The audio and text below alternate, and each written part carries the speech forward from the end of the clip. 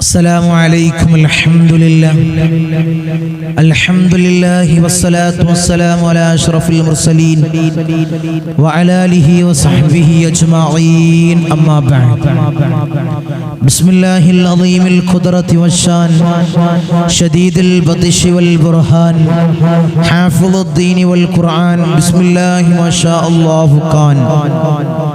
أعوذ بكلمات الله التامات من كل شيطان وهامة ومن كل عين لامة.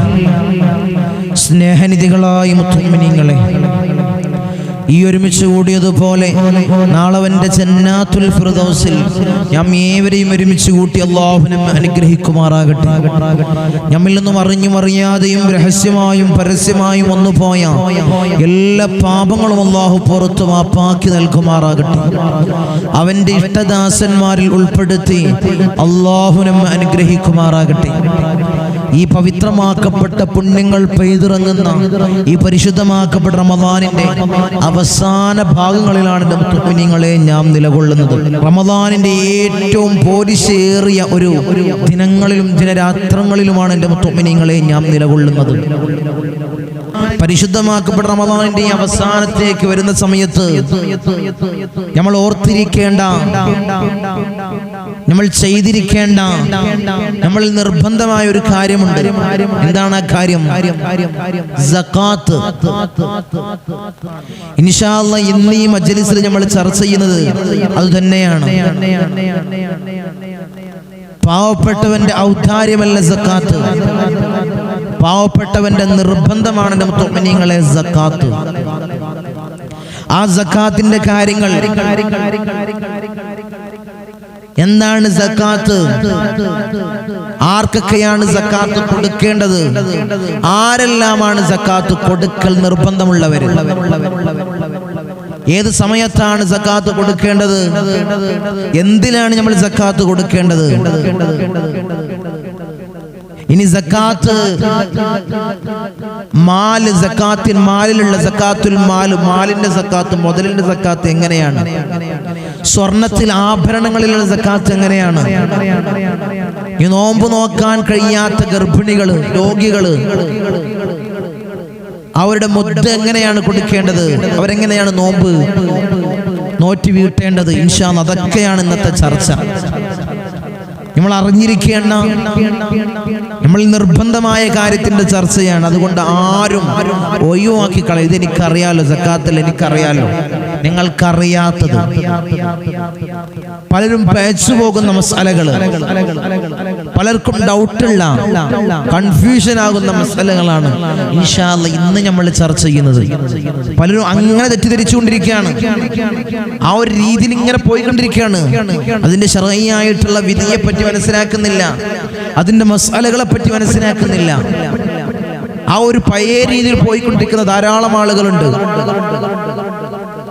അതെല്ലാം മുഅ്മിനീങ്ങളെ, ശർഈന്റെ വിധി എന്താണ്, അതിന്റെ മസ്അല എന്താണ് നമ്മൾ മനസ്സിലാക്കേണ്ടതുണ്ട്. സക്കാത്തിൽ ഇന്ന് നമ്മൾ ചർച്ച ചെയ്യുന്നത് അതാണ്. അതിന്റെ ഓരോ ഭാഗങ്ങളിലായിട്ട്, ഓരോ ഭാഗങ്ങൾ ആർക്കാണ് കൊടുക്കേണ്ടത്, എന്തുകൊണ്ടാണ് സക്കാത്ത് കൊടുക്കേണ്ടത്, അതിന്റെ അവകാശികൾ ആരൊക്കെയാണ്, എന്തൊക്കെ, അതിന്റെ അളവ് എന്തൊക്കെയാണ്, ഫിത്ർ സക്കാത്തിന്റെ അളവ് എന്താണ്, അതൊക്കെ ഇൻഷാ അല്ലാഹ് നമുക്ക് വിശദമായി പഠിക്കണം. ചെറിയ രൂപത്തിൽ, കാട് കയറിയിട്ടില്ല. കാട് കയറി പറയുമ്പോൾ ധാരാളം മസാലകളും കാട് കയറി പറയാനുണ്ട്. പക്ഷേ അത് പറഞ്ഞു കഴിയുമ്പോൾ സാധാരണക്കാരാണ് നമ്മൾ മജ്ലിസ് കാണുന്നത്. അറിയാത്ത, ഇതിന്റെ മസാല അറിയാത്ത സാധാരണക്കാർ, അപ്പോൾ അവർക്കത് കൺഫ്യൂഷൻ ആവും. കൺഫ്യൂഷൻ ഇല്ലാത്ത രീതിയിൽ അതിന്റെ ലളിതമായ രൂപത്തിൽ ഇൻഷാ അല്ലാഹ് നമുക്കത് അവതരിപ്പിക്കാം. അല്ലാഹുവിനെ ഭാഗ്യം നിന്ന് അനുഗ്രഹിക്കണേ അല്ലാഹ്, നീ തൗഫീഖ് നിന്ന് അനുഗ്രഹിക്കണേ അല്ലാഹ്. നല്ലത് പറയാനും നല്ലത് കേൾക്കാനും അത് ഉൾക്കൊണ്ടുകൊണ്ട് ജീവിതത്തിൽ പകർത്താനും അല്ലാഹ് ഞങ്ങൾക്ക് നീ ഭാഗ്യം നൽകണേ അല്ലാഹ്. നീ തൗഫീഖ് നിന്ന് അനുഗ്രഹിക്കണേ അല്ലാഹ്. എന്താണ് മുഅ്മിനീങ്ങളെ സക്കാത്ത്? ഫിത്ർ സക്കാത്ത് എന്താണ്?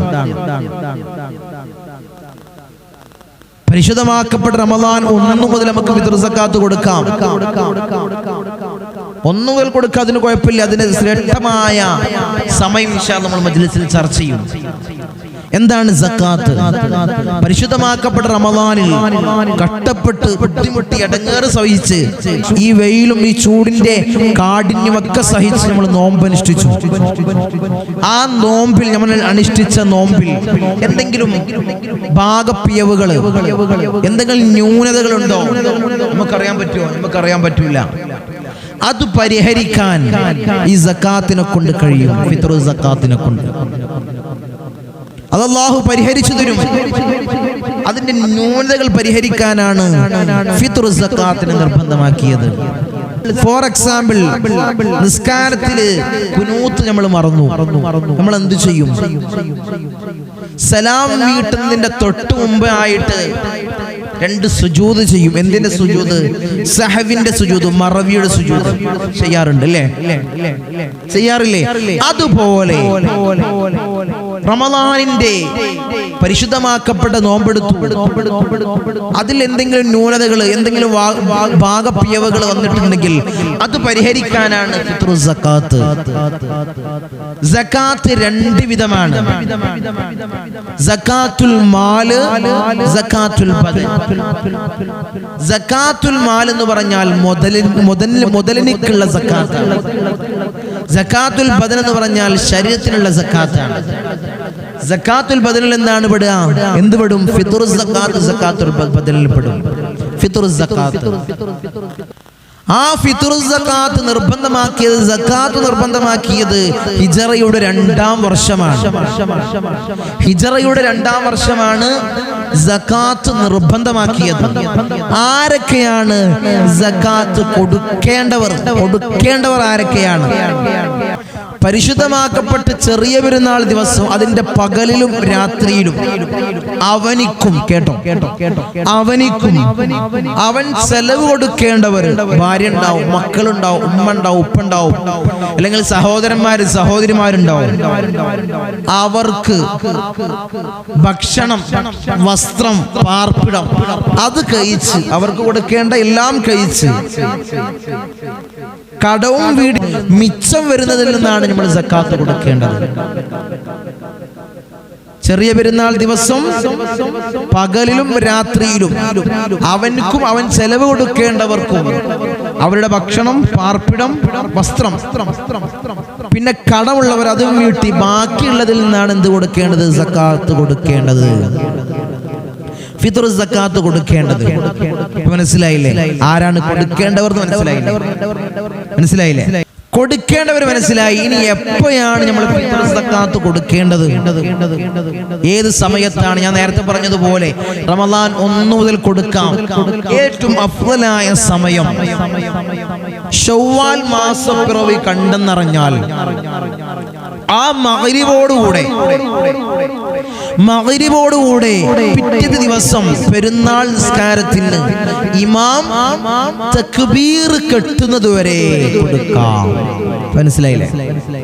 പെരുന്നാൾ ദിവസം മാസപ്പിറവി കണ്ടത് മുതൽ ശവ്വാൽ 1 വെള്ളിവായത് മുതൽ പിറ്റേ ദിവസം പെരുന്നാളിന് ഇമാം തക്ബീർ കെട്ടുന്നത് വരെ ഫിത്ർ സക്കാത്ത് കൊടുക്കാം. അപ്പൊ എങ്ങനെയാണ് കൊടുക്കേണ്ടത്? സംശയം ഉണ്ടാവും, കൊടുക്കുന്ന സമയത്ത് സംശയം ഉണ്ടാവും. എന്റെ മകൻ ഗൾഫിലാണ്, തങ്ങളെ, അല്ലെങ്കിൽ UK-യിലാണ്, വിദേശ രാജ്യങ്ങളിലാണ്, ബാംഗ്ലൂരിലാണ്, അല്ലെങ്കിൽ മറ്റുള്ള സ്ഥലങ്ങളിലാണ്. അവനക്ക് വേണ്ടി ഞാൻ ഇവിടെ കൊടുത്താൽ മതിയോ, ഞാൻ ഇവിടെ കൊടുത്താൽ മതിയോ എന്ന് സംശയം ഉണ്ടാവും. പറ്റൂല. അവൻ എവിടെയാണോ ഉള്ളത് അവിടെ കൊടുക്കണം ഫിത്ർ സക്കാത്ത്. ഗൾഫിലുള്ള ആളാണെങ്കിൽ അവിടെ കൊടുക്കണം, അവിടെ കൊടുക്കണം. ഇത് ശറഇന്റെ നിയമമാണ്. ഇത് നമുക്ക് അങ്ങോട്ട് അഡ്ജസ്റ്റ്മെന്റ് ചെയ്യാൻ പറ്റൂല. അതവിടെ കൊടുത്തോട്ടെ, ഇവിടെ അവിടെ കൊടുക്കുക, ഇവിടെ കൊടുക്കുക, സാരില്ല. അങ്ങനെ ഒരു അഡ്ജസ്റ്റ്മെന്റിലാണ് ഓരോ, ഞാൻ പറഞ്ഞു നേരത്തെ പറഞ്ഞ പോലെ അതൊരു പഴയ രീതിയിലൊരു അഡ്ജസ്റ്റ്മെന്റിൽ ഇങ്ങനെ പോയിക്കൊണ്ടിരിക്കുകയാണ്. ഗൾഫിലുള്ള ആൾക്ക് പോലും ഇവിടെ കൊടുക്കുന്ന ഒരു അവസ്ഥയാണ്. പറ്റൂല, നമുക്കൊരു അഡ്ജസ്റ്റ്മെന്റ് ചെയ്യാൻ പറ്റൂല. അത് ശറഇന്റെ ഒരു നിയമവശമാണ് മുഅ്മിനീങ്ങളെ. ഇനി എന്താണ് കൊടുക്കേണ്ടത്? എന്തിൽ നിന്നാണ് സക്കാത്ത് കൊടുക്കേണ്ടത്? ഫിത്ർ സക്കാത്ത് എന്തിൽ നിന്നാണ് കൊടുക്കേണ്ടത്? ഇന്ന് നാട്ടിൽ കണ്ടുവരുന്ന കൂടുതൽ ഉപയോഗിക്കുന്ന ധാന്യത്തിൽ നിന്ന്, ഭക്ഷണ പദാർത്ഥത്തിൽ നിന്ന് എന്താണ്? നമ്മളെ നാട്ടിൽ കണ്ടുകൊണ്ടിരിക്കുന്ന ധാന്യം ഏതാണ്? അരിയാണ്. ചില സ്ഥലങ്ങളിൽ ഗോതമ്പ് ഉണ്ടാവും, ചില സ്ഥലങ്ങളിൽ ബാർലി ഉണ്ടാവും, ചില സ്ഥലങ്ങളിൽ ചോളം ഉണ്ടാവും, ഇല്ലേ? അതിൽ നിന്നാണ് സക്കാത്ത് കൊടുക്കേണ്ടത്. ഇപ്പൊ നമ്മൾ പഠിക്കേണ്ടത് എന്ന് വെച്ചാൽ അരിയാണ്. ഇപ്പൊ നമ്മളുടെ നാട്ടിൽ കൂടുതലായിട്ട് ഉപയോഗിക്കുന്നത്, ഒരു ധാന്യമായി ഉപയോഗിക്കുന്നത് അരിയാണ്. അപ്പൊ അരിയിൽ നിന്നാണ് സക്കാത്ത് കൊടുക്കേണ്ടത്. എങ്ങനെയുള്ള അരിയാവണം? കുത്തം വന്നത്, അതൊക്കെ ആളുകൾ ഫസ്റ്റ് തെരഞ്ഞെടുക്കല്.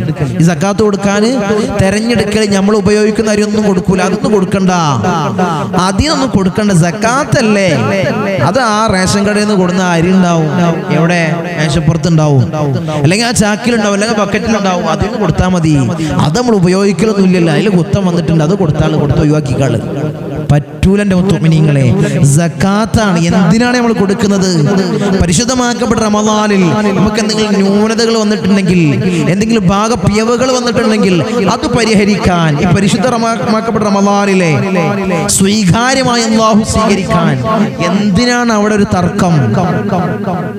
എന്തിനാണ് ഒരു പിടിച്ചുവെക്കൽ? എന്തിനാണ്? ആരെ കൊണ്ടുപോവതൊക്കെ? നമ്മളെ സ്വത്ത് മുതലൊക്കെ ആര് കൊണ്ടുപോകും? ആരും കൊണ്ടുപോകില്ല എൻ്റെ മുഅ്മിനീങ്ങൾ, ആരും കൊണ്ടുപോകില്ല. അതുകൊണ്ട് ഒരു കുറച്ച് അരിക്ക് വേണ്ടി ഒരു കടുംപിടുത്തം കാണിക്കുന്ന ആളുകളൊക്കെ ഉണ്ട്. അതുകൊണ്ട് ഇങ്ങനത്തെ കുത്തം വന്ന അരി, റേഷൻ കടയത്തെ അരി, ന്യൂനതകളുള്ള അരി, പിന്നെയോ നനഞ്ഞ അരി, അതൊന്നും പറ്റൂല. അതൊന്നും പറ്റൂല. നല്ല അരിയിൽ, നല്ല അരി, നമ്മൾ ഉപയോഗിക്കുന്ന നല്ല അരിയിൽ നിന്ന് സക്കാത്ത് കൊടുക്കും. ഇപ്പൊ ഈ ഫിത്ർ സക്കാത്തിന്റെ അവസ്ഥ ഒക്കെ എങ്ങനെയാണ്? അയൽവാസിക്ക് അങ്ങോട്ട് കൊടുക്കും, അവിടുന്ന് ഇങ്ങോട്ട് കൊടുക്കും. കളാപ്പാന്റെ ഓനക്ക് അങ്ങോട്ട് കൊടുക്കും, അവിടുന്ന് ഇങ്ങോട്ട് വേണം. മൂത്താപ്പാനോട് അങ്ങോട്ട് കൊടുക്കും, അവിടുന്ന് ഇങ്ങോട്ട് വാങ്ങും. പറ്റൂല. അതല്ല അതിന്റെ ശരി, അതല്ല. പറ്റും, അത് സ്വീകാര്യമാവും, അത് സ്വഹീയാവും, സ്വീകരിക്കപ്പെടും. പക്ഷേങ്കിലോ അതിന്റെ ശരിയായ അവസ്ഥ, അത് അർഹത ഉള്ളവരുണ്ട്. ഇൻഷാ അല്ലാഹ് നമ്മൾ പറയും ആരാണ് സക്കാത്തിന്റെ അവകാശികൾ. അവർക്കാണ് നമ്മൾ കൊടുക്കേണ്ടത്. നമ്മളെ കുടുംബക്കാർ മുന്നിലുണ്ടാവും, അതേക്കായും പാവപ്പെട്ട ഒരാൾ അവിടെ ഉണ്ടാവും. അവർക്കാണ് നമ്മൾ മുൻഗണന കൊടുക്കേണ്ടത്. നമ്മൾ പറഞ്ഞു ഇങ്ങനെയാണ് അരിയിലാണ് സക്കാത്ത് കൊടുക്കേണ്ടത്. അതും നല്ല അരിയിൽ. ഇന്ന് മാർക്കറ്റിൽ, വിപണിയിൽ കിട്ടുന്ന നല്ലൊരു അരിയിൽ സക്കാത്ത് കൊടുക്കാം. ഏറ്റവും മുന്തിയ അരി എന്ന് പറയുന്നില്ല, നല്ലത്, കുഴപ്പമില്ലാത്തത്. കൊടുക്കുന്ന ആൾക്ക് തൃപ്തിപ്പെടാവോ? കുഴപ്പമില്ല, ഇതുകൊണ്ട് ചോറ് വെക്കാം, അല്ലെങ്കിൽ ഇത് എന്തിനാ പറ്റുക എന്നവർ ചോദിക്കരുത്. ഇതൊക്കെ ഇന്ന് നമ്മൾ ശ്രദ്ധിക്കണം. 4 ദിവസം മുമ്പ്, 4 ദിവസം കഴിഞ്ഞിട്ട് കേട്ടിട്ട് കാര്യമില്ല. ഇന്ന് നമ്മൾ ശ്രദ്ധിക്കേണ്ട കാര്യമാണിത്. എന്താണ് അതിന്റെ അളവ്? എത്ര അളവിലാണ്, എത്ര തൂക്കത്തിലാണ് ഞങ്ങൾ കൊടുക്കേണ്ടത്? ഒരു സ്വാഹാണ്. ഒരു സ്വാഹ് എന്ന് പറയുമ്പോൾ, അറബിയിൽ ഒരു സ്വാഹ് എന്ന് പറയുമ്പോൾ 4 മുദ്ദ്. 4 മുദ്ദാണ് ഒരു സ്വാഹ്. മനസ്സിലായോ? ഒരു സ്വാഹ് എന്ന് പറയുമ്പോൾ 4 മുദ്ദ്. ഒരു മുദ്ദിന്റെ കണക്ക് എത്രയാണ്? ഒരു മുദ്ദിന്റെ കണക്ക് 750 ഗ്രാം. അതാണ് ഒരു മുദ്ദ്. 750 × 4 ഏകദേശം ഒരു 3 കിലോ വരും. 3 സംതിങ് വരും. 3 പരിപൂർണമാവൂല, 3 സംതിങ്ങിൽ വരും. അപ്പൊ നമ്മൾ എത്ര കൊടുക്കണം? ഒരു 3 ആക്കി കറക്റ്റ് ചെയ്ത് കൊടുക്കണം. കുറയാൻ പാടില്ല. കൂടിയാൽ എത്ര ആവാം, കുറയരുത്. ഒരു അരിന്റെ കണക്കല്ല, നമ്മള് ആ മട്ടത്തിൽ തന്നെ, ആ രീതി തന്നെ കൊടുത്തോട്ടെ എന്ന് വിചാരിച്ചിട്ടാണ് 3 പറയുന്നത്. സൂക്ഷ്മതക്ക് വേണ്ടി 3 ആക്കാം. 3 kg, 3 കിലോ വരും. 4 മുദ്ദ് എന്ന് പറയുമ്പോൾ 3 കിലോ വരും. പഠിച്ചോ? ഒരു സ്വാഹ് എന്ന് പറയുമ്പോൾ 4 മുദ്ദാണ്. 4 മുദ്ദ് എന്ന് പറയുമ്പോൾ ഒരു മുദ്ദിന് 750 ഗ്രാം. 750 × 4 ഒരു 2 സംതിങ്, ഒരു 3ലേക്ക് ഇൻഷാ അല്ലാഹ് ആക്കി പരിപൂർണമായിട്ട്. കാരണം അതെന്താ കാരണം? അവിടെ സൂക്ഷ്മത വരാനുള്ള കാരണം, പല അരിക്ക് പല കണക്കാണ്. ചില അരികൾ കുറച്ച് തടി കൂടിയതും കുറച്ച് വെയിറ്റ് കൂടിയതായിരിക്കും. അത് തൂക്കുമ്പോ ചിലപ്പോ കൂടും, അതുകൊണ്ട് കുഴപ്പമില്ല. ചിലതാണെങ്കിൽ ചെറിയ അരികളായിരിക്കും, ചെറിയ സൈസ് അരി ആയിരിക്കും, അത് ചിലപ്പം കുറയും. അതുകൊണ്ടാണ് കറക്റ്റ് ചെയ്ത് കൊടുക്കണം എന്ന് പറഞ്ഞത്. കൂടിയ കുഴപ്പമില്ല, കുറഞ്ഞു പോകരുത്, അളവിൽ കുറഞ്ഞു പോകരുത്. അളവ് മനസ്സിലായോ? അളവ് മനസ്സിലായില്ലേ? ഇനി ആർക്കാണത് കൊടുക്കേണ്ടത് അളന്ന് വെച്ച്, ആരെല്ലാമാണ് കൊടുക്കേണ്ട ആള് അതിന്റെ അളന്ന് വെച്ച്, ഇനി ആർക്കാണത് കൊടുക്കേണ്ടത് ഓരോരോ സ്റ്റെപ്പ് വഴിയാണ് നമ്മൾ പറഞ്ഞു പോകുന്നത്. ആർക്കാണത് കൊടുക്കേണ്ടത്? സക്കാത്തിന്റെ അവകാശികൾക്കാണ് അത് കൊടുക്കേണ്ടത്. ഞാൻ നേരത്തെ പറഞ്ഞതുപോലെ മൂത്താപ്പാന്റെ അടുക്ക് അങ്ങോട്ട് കൊടുത്ത് അവിടുത്തെ ഇങ്ങോട്ടും വാങ്ങി മാറ്റക്കച്ചവടം കുഴപ്പമില്ല, സ്വഹിയാവും, കുഴപ്പമൊന്നുമില്ല. പക്ഷേങ്കിൽ ഏറ്റവും അർഹത എല്ലാവർക്കും കൊടുക്കണം. സക്കാത്തിന്റെ അവകാശി നിങ്ങളുടെ നാട്ടിൽ തന്നെ ഉണ്ടാവും, അയൽവാസി തന്നെ ഉണ്ടാവും. അവർക്കാണ് മുൻഗണന കൊടുക്കേണ്ടത്, അല്ല കുടുംബക്കാർക്കല്ല. ആരാണ് സക്കാത്തിന്റെ അവകാശികള്? ഫക്കീർ, മിസ്കീന്, പിന്നെയോ കടം കൊണ്ട് ബുദ്ധിമുട്ടുന്ന ആളുകൾ, കടം കൊണ്ട് പൊറുതിമുട്ടുന്ന ആളുകൾ, ഒന്നുമില്ല, ഒന്നും എടുക്കാനില്ല, ഒന്നും ഇല്ലേനും, അങ്ങനത്തെ ആളുകൾ ഉണ്ടാവും.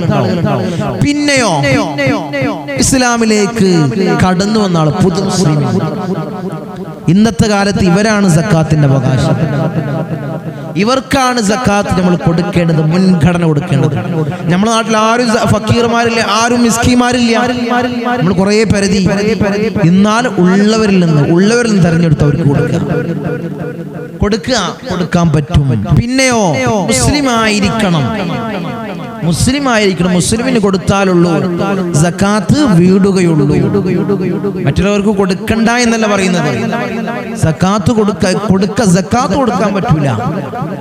ഇതിന്റെ ഒരു നിയമവശമാണ് ഞാൻ പറയുന്നത്. ഇസ്ലാമിന്റെ ശറഈന്റെ നിയമമാണ്. കൊടുക്കുക, നിങ്ങൾക്ക് ഹദിയായിട്ട് പെരുന്നാൾക്ക് കൊടുക്കുക, എന്ത് ഡ്രസ്സ് എടുത്ത് കൊടുക്കുക, എന്ത് കൊടുക്കാം. മതസൗഹാർദ്ദത്തിന്റെ പേരിൽ സക്കാത്ത് വീടൂല എന്ന് ഞാൻ പറയുന്നത്. എന്തും കൊടുക്കാം. സക്കാത്ത് അവർക്ക് കൊടുത്തെന്ന് വെച്ച് സക്കാത്ത് കൂടില്ല, പിന്നെ നിങ്ങൾ സക്കാത്ത് വേറെ കൊടുക്കേണ്ടി വരും. അവർക്ക് ഹദിയായിട്ട്, ഒരു പെരുന്നാൾക്ക് ഗിഫ്റ്റ് ആയിട്ട് എൻ്റെ വക എത്ര അരി, അല്ലെങ്കിൽ എൻ്റെ വക എത്ര സാധനങ്ങൾ, പെരുന്നാൾക്കുള്ള എത്രയോ ആളുകളുണ്ട്, അവിടുന്ന് ഓണത്തിന് ഇങ്ങോട്ട് കൊടുക്കുക. അതൊക്കെ മതസൗഹാർദ്ദങ്ങളാണ്, അതൊന്നും ഒരു തർക്കമായ വിഷയങ്ങളല്ല. സക്കാത്ത് വീടൂല എന്നാണ് ഞാൻ പറഞ്ഞത്. മുസ്ലിമിന് കൊടുക്കണം. സക്കാത്ത് വിടണമെങ്കിൽ അത് മുസ്ലിം ആയിരിക്കണം, മുസ്ലിമിന് കൊടുക്കണം. ഇതാണ് ഫിത്ർ സക്കാത്തിന്റെ വിഷയം. ഇത്തരം കാര്യങ്ങളാണ്. ഒന്ന് എല്ലാവർക്കും മനസ്സിലായിട്ടുണ്ടാവും. സക്കാത്തിന്റെ കൊടുക്കേണ്ട ആളുകൾ, സക്കാത്ത് കൊടുക്കേണ്ട ആളുകൾ, അതിന്റെ സമയം, അതിന്റെ അളവ്, ആരാണ്, ആർക്കൊക്കെയാണ് കൊടുക്കേണ്ടത്, അതിന്റെ അവകാശികൾ നമ്മൾ പറഞ്ഞു. ഇനി നമ്മൾ പറയാൻ പോകുന്നത് മുദ്ദിന്റെ വിഷയമാണ്. നോമ്പ് നോൽക്കാൻ കഴിയാത്തവർക്ക് മുദ്ദ് കൊടുക്കേണ്ടത്, ഗർഭിണിയായ സ്ത്രീകൾക്ക് എങ്ങനെയാണ് മുദ്ദ് കൊടുക്കേണ്ടത്, അല്ലെങ്കിൽ രോഗിയായ സ്ത്രീകൾ അല്ലെങ്കിൽ സഹോദരന്മാർക്ക് എങ്ങനെയാണ് മുദ്ദ് കൊടുക്കേണ്ടത്, മുദ്ദ് എങ്ങനെയാണ് കൊടുക്കേണ്ടത്, അവരെങ്ങനെയാണ് നോമ്പ് വീട്ടേണ്ടത്. ഒരു സ്ത്രീ ഗർഭിണിയാണ്, ആ സമയത്ത് തന്റെ ശരീരത്തെ ഭയന്നുകൊണ്ട് ഞാൻ നോമ്പെടുത്തു കഴിഞ്ഞാൽ എന്റെ ശരീരത്തിന് ബുദ്ധിമുട്ടാകും, രോഗങ്ങൾ വരും, പ്രയാസം ഉണ്ടാവും. അപ്പൊ എങ്ങനെയാണ് നോമ്പെടുക്കണോ മുദ്ദ് കൊടുക്കണോ? മുദ്ദ് കൊടുക്കേണ്ടതില്ല. അടുത്ത റമളാനിന് മുന്നോടിയായിട്ട് നോമ്പെടുത്ത് വീട്ടുകയാണ് ചെയ്യേണ്ടത്. മനസ്സിലായോ? നോമ്പ് ഖളാ വീട്ടുകയാണ് ചെയ്യേണ്ടത്, മുദ്ദ് കൊടുക്കേണ്ടതില്ല. പിന്നെയോ ഒരു സ്ത്രീ ഗർഭിണിയാണ്, പക്ഷേ തന്റെ കുഞ്ഞിനെ ഭയന്നുകൊണ്ട്, ഗർഭാവസ്ഥയിലുള്ള തന്റെ കുഞ്ഞിനെ ഭയന്നുകൊണ്ട് നോമ്പ് മുറിച്ചു. കുഞ്ഞിനെന്തെങ്കിലും ആവോ ഭയന്നുകൊണ്ട് നോമ്പ് മുറിച്ചു കഴിഞ്ഞാൽ അവരെങ്ങനെയാണ് ചെയ്യേണ്ടത്? മുദ്ദും കൊടുക്കണം, എന്ത് ചെയ്യണം? നോമ്പ് അടുത്ത റമളാൻ മുമ്പ് എടുത്ത് വീട്ടുകയും ചെയ്യണം. രണ്ടുണ്ട്. മുദ്ദ് നോമ്പെടുത്ത് വീട്ടുകയും ചെയ്യണം. എന്താണ് ഒരു മുദ്ദ്? ഞാൻ നേരത്തെ പറഞ്ഞ അളവ് 750 ഗ്രാം. അതാണ് ഒരു മുദ്ദ്. അത് ഒരു നോമ്പിനനുസരിച്ച് എത്ര നോമ്പ് പിടിച്ചോ, എത്ര നോമ്പ് ഒഴിവാക്കിയോ അതിനനുസരിച്ച് കൊടുത്തു. ലാസ്റ്റ് കാൽക്കുലേറ്റ് ചെയ്തിട്ട് കൊടുക്കുക. അത് മനസ്സിലായി. പിന്നെയോ മുലയൂട്ടുന്ന സ്ത്രീകള്, അതും അതേപോലെ തന്നെയാണ്. കുട്ടിനെ ഭയന്നുകൊണ്ട്, മുല കുടിക്കുന്ന കുട്ടിക്ക് എന്തെങ്കിലും പ്രയാസം വരുമോ എന്ന് ഭയന്നുകൊണ്ട് നോമ്പ് മുറിച്ചു കഴിഞ്ഞാൽ മുദ്ദ് കൊടുക്കണം. പിന്നെയോ നോമ്പെടുത്ത് വീട്ടുകയും ചെയ്യണം. പിന്നെ രോഗികളായ രോഗികളുടെ മസ്അല, രോഗികൾക്ക് നോമ്പിന്റെ മസ്അല വരുന്നത്, അവർ നോമ്പ് മുറിച്ചു കഴിഞ്ഞാൽ, നോമ്പ് ഒഴിവാക്കി കഴിഞ്ഞാൽ അവർക്ക് ഇനി ഒരിക്കലും നോമ്പെടുക്കാൻ കഴിയൂല.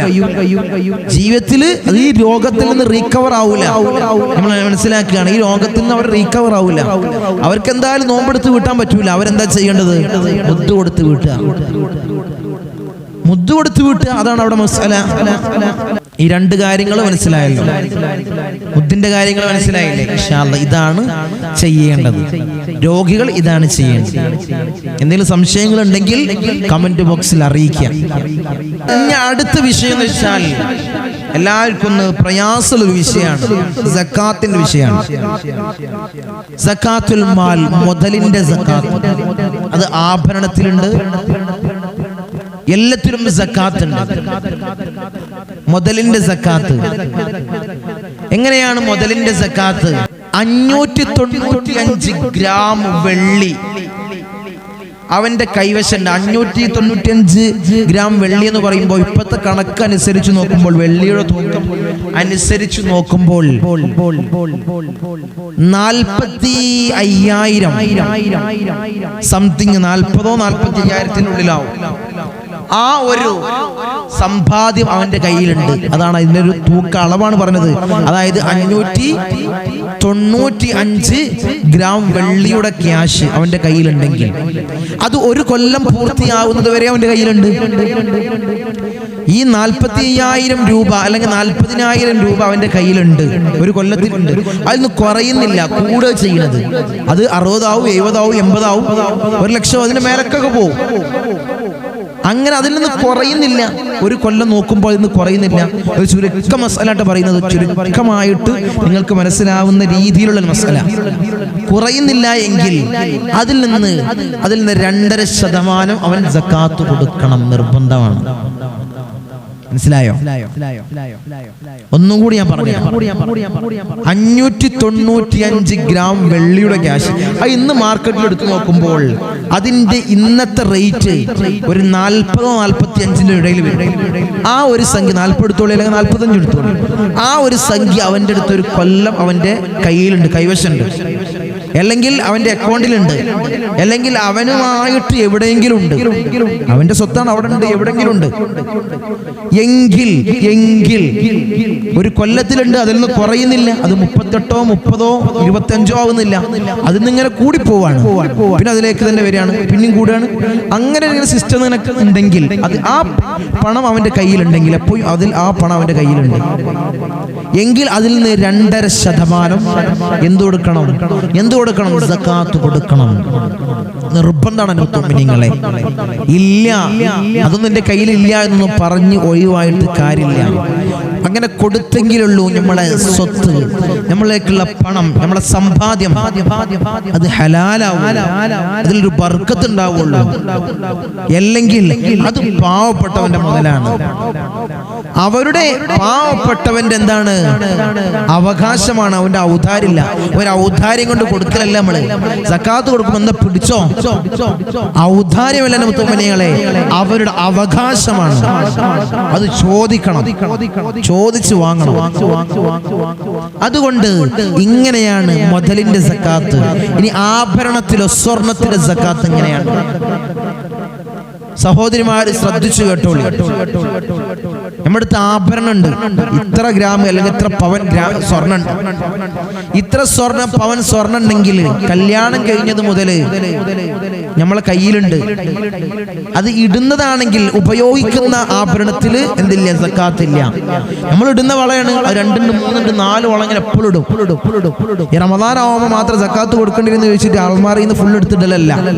നമ്മൾ ഉപയോഗിക്കുന്നുണ്ടാവുമല്ലോ, ഉപയോഗിക്കുന്നത്. സക്കാത്ത് കൊടുക്കാൻ വിചാരിച്ചാൽ അവരെന്തും കൊടുക്കും. അങ്ങനെ തരിയുടെ തട്ടിപ്പൊന്നും കാണിക്കേണ്ട ആവശ്യമില്ലല്ലോ. അപ്പൊ ഞാൻ പറയുന്നത്, ഉപയോഗിക്കുന്നതിൽ സക്കാത്തില്ല. നമ്മൾ സൂക്ഷിച്ചു വെച്ചിട്ടുണ്ട് ഇത്ര സ്വർണം കല്യാണം കഴിഞ്ഞത് മുതൽ ഒരു കൊല്ലം അൽമാറിയിലുണ്ട്, തൊടലില്ല, ഉപയോഗിക്കലില്ല. എല്ലാം ഞാൻ കല്യാണത്തിന് മാത്രം, എപ്പോഴും ഉപയോഗിക്കില്ല. കല്യാണത്തിനോ പരിപാടിയിലോ ഉപയോഗിക്കുന്ന ഒരു സ്വർണ്ണമാണ്, അതിൽ സക്കാത്തില്ല. നമ്മൾ ഉപയോഗിക്കാതെ മാറ്റി വെച്ച സ്വർണ്ണയാണ് ഈ പറയുന്നത്. അത് തൊടലില്ല. അതവിടെ ഇങ്ങനെ ഒരു ബോക്സിലോ അല്ലെങ്കിൽ അൽമറയില് സെൽഫിലോ ആയിട്ട് ഇങ്ങനെ വെക്കലാണ്, അവിടെ പൂട്ടി വെക്കലാണ്. ആ സ്വർണം നമ്മൾ ഉപയോഗിക്കുന്നതിന് പുറമേണ സ്വർണം അവിടെ ഉണ്ട്. അതിന്റെ സക്കാത്താണ് ഞാൻ പറയുന്നത്. അതിന്റെ സക്കാത്ത് എന്ന് പറയുമ്പോൾ ഒരു കൊല്ലം അവിടെ തന്നെ ഉണ്ട്, തൊടാതുണ്ട്. അതിന്റെ സക്കാത്ത് അതിൽ നിന്ന് 2.5%, അതിൽ നിന്ന് 2.5% നമ്മൾ സക്കാത്ത് കൊടുക്കണം. മനസ്സിലായോ? ഇതാണ് മുതലിന്റെയും ഫിത്റിന്റെയും സക്കാത്ത്. ഫിത്ർ സക്കാത്തും സക്കാത്തുൽ മാലും ഇൻഷാ അല്ലാഹ് മനസ്സിലാവാത്തൊരു എന്തെങ്കിലും സംശയം ഉണ്ടെങ്കിൽ, എന്തെങ്കിലും സംശയമുള്ളവർ, ഇതിലെന്തെങ്കിലും സംശയമുള്ളവർ ഇൻഷാ അല്ലാഹ് കമന്റ് ബോക്സിൽ ഞങ്ങളെ ഇന്നാലിന് സംശയങ്ങളുണ്ട്, ഉടനെ തന്നെ ഇൻഷാ അല്ലാഹ് കമന്റ് കണ്ടാൽ ഉടനെ തന്നെ റീപ്ലൈ തരും. എന്ത് സംശയം ഉണ്ടെങ്കിലും ചോദിച്ചോളി. അല്ലാഹു തൗഫീഖ് അനുഗ്രഹിക്കുമാറാകട്ടെ. ഇൻഷാ അല്ലാഹ് നല്ലത് പറയാനും നല്ലത് കേൾക്കാനും നല്ലതുമായി പ്രവർത്തിക്കാനും കേട്ടതനുസരിച്ച് പ്രവർത്തിക്കാനും ജീവിതത്തിൽ പ്രാവർത്തികമാക്കാനും അല്ലാഹ് ഞങ്ങൾക്ക് നീ ഭാഗ്യം നൽകണേ. അല്ലാഹ് നീ തൗഫീഖ് തന്ന് അനുഗ്രഹിക്കണേ തമ്പുരാനെ. ഇൻഷാ അല്ലാഹ് എല്ലാവരും ഈ കാര്യങ്ങൾ മനസ്സിലാക്കുക, ഈ കാര്യങ്ങൾ മനസ്സിലാക്കിക്കൊണ്ട് ചെയ്യാം. അല്ലാഹുവേ ഭാഗ്യം നൽകണേ അല്ലാഹ്, തൗഫീഖ് തന്ന് അനുഗ്രഹിക്കണേ അല്ലാഹ്. അസ്സലാമു അലൈക്കും വറഹ്മത്തുള്ളാഹി.